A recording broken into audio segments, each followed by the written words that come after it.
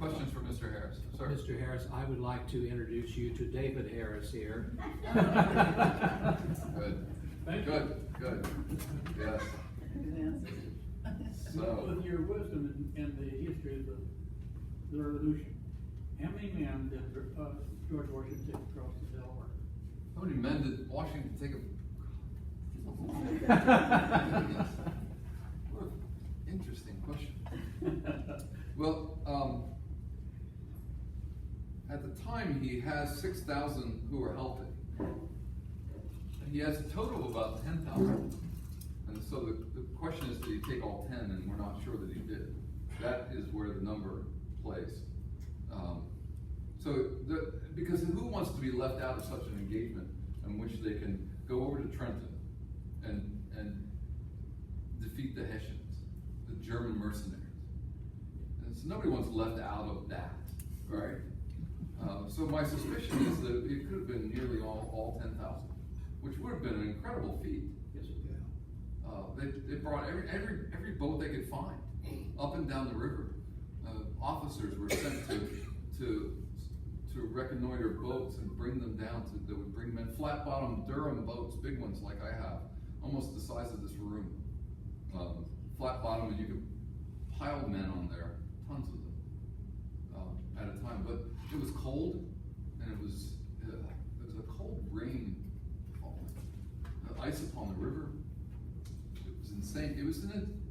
It truly was a heroic, but yet insane adventure. Could have lost everything. I mean, we almost lost everything in '76 in New York. And here we are venturing across over to Trenton to defeat the Hessians, of who of which were most likely drunk. It's Christmas, all right? Germans know how to celebrate Christmas. We English seem to be a bit more reserved about the whole process, but the Germans, no. Yes, they do trees in their homes and all sorts of things. Mr. Harris, the place where you could walk across Yes. Susquehanna, Yes. do you see in the future that there might be some structure there that would carry more wagons across the river that somebody might build and maybe cover to protect it? So there are bridges in England that are being built that I think that's where your idea might be coming from. I think it might be a grand adventure, but the Susquehanna is almost a mile across in its width. I can't imagine such an adventure and how much it might cost, and the number of years it might take to build such a thing, and certainly it would put me out of business as a ferryman. So it was a shallow river before? How deep is it? But depends on the season, madam. There are lots of times when you can walk across the river, especially in the heat of the summer when the river's running low. So yes, it is. As a matter of fact, just down the river from my ferry, I have a small dam to keep the water level high enough to run the flat bottom boats. So very shallow in many places, depending on the year. Now there are lots of times in the year when we get hard rains and the water level is much higher. Sir? Well, sir, this is a little bit delicate question. You don't have to answer if you don't want to. But during Washington's fights, did you ever sell provisions directly to the Army, and did you make any money from it? I understand your sense of delicacy with that question. I do appreciate it. You're treading lightly upon it. I did not, sir. No, I was in no way connected with any sales to the government. So you gave money to the Continental Congress. That's correct. And we storehoused goods here. We storehoused muskets, flints, gunpowder. We had done so since the French and Indian War. So many of those things were held here in reserve until needed, until necessary. When the battalions and regiments were established, and then we would ship them down in. I have two Conestoga wagons that I own that I had built for me, and so we would ship them down to Philadelphia. So in that respect, but those were all government goods anyway, so, and we were just simply providing storehouse. But no, we had not done any sales we donated goods. We donated flour, corn,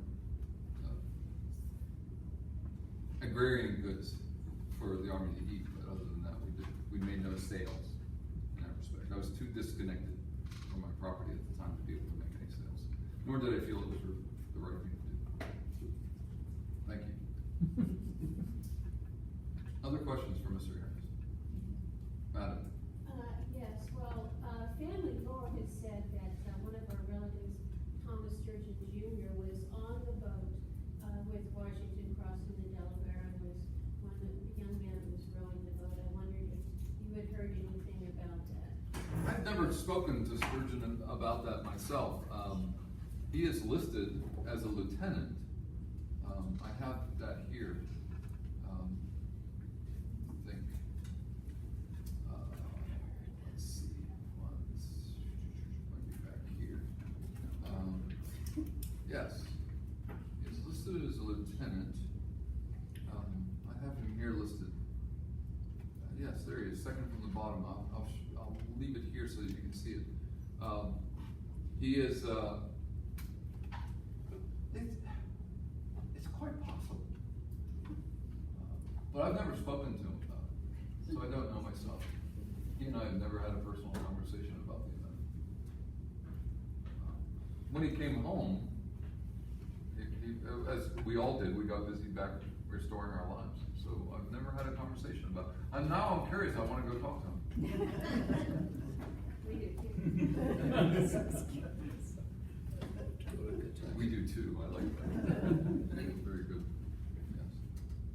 But Mr. Elder, Reverend Elder was instrumental in helping pull all of the forces together here as the associators in '75. And so, you see, many men in the Army signed up and went into a particular battalion, but then if that battalion was decimated, it was reconstructed and the men were shifted around to make other battalions or regiments filled. And so, for example, a fellow might sign up for the 1st Battalion in 1775 and end up in the 12th Regiment by the time the war is over, having made his way through the 2nd Regiment, the 5th Regiment, and then the 12th Regiment, depending on how the battles were going and how decimated the regiments were. So they would restructure constantly. They restructured it at the end of 75 and the beginning of 76. They restructured again at the end of 76. They restructured again at 79. So there are all kinds of restructures. So having signed up in 75, of which Thomas Sturgeon does as a lieutenant, that's an officer.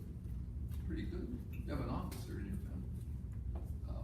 He could have ended up in any one of the regiments. You'd have to follow all of the. I'm sure there's records in the government somewhere. Our government has tons of records. Wink, wink. Other questions for Harris? Mr. Harris, your suit of fine clothing is really nice looking. Thank you. Did one of your wives sew your suits for you? Yes, between Sally, who is one of our Negroes, and my wife both make, all of my clothes are made at home. We have no place to buy ready-made clothes, as they do in England. There's no place here. There's one place in Philadelphia that is making some ready-made clothes. You can walk in and if it fits, then you can purchase it. But here on the frontier, yes, my wife makes all my clothes. She did a nice job. Oh, thank you. I will let her know. This is we got this wool recently. I'm back and forth to Philadelphia so very often that I find myself able to purchase goods down there in Philadelphia and bring them back up here and sell them, as a matter of fact. So this is a very fine, very light wool, which works very well for this time of year. And then there's a linen lining. This is a very light wool as well. And then my breeches are linen, which are very comfortable upon saddleback. I have several horses that are. Thank you. I will tell my wife. She'll be glad to hear it. She doesn't believe that she's a good seamstress at all. I will let her know that her work has found approval. Other questions? Good. So, as the real life person who portrayed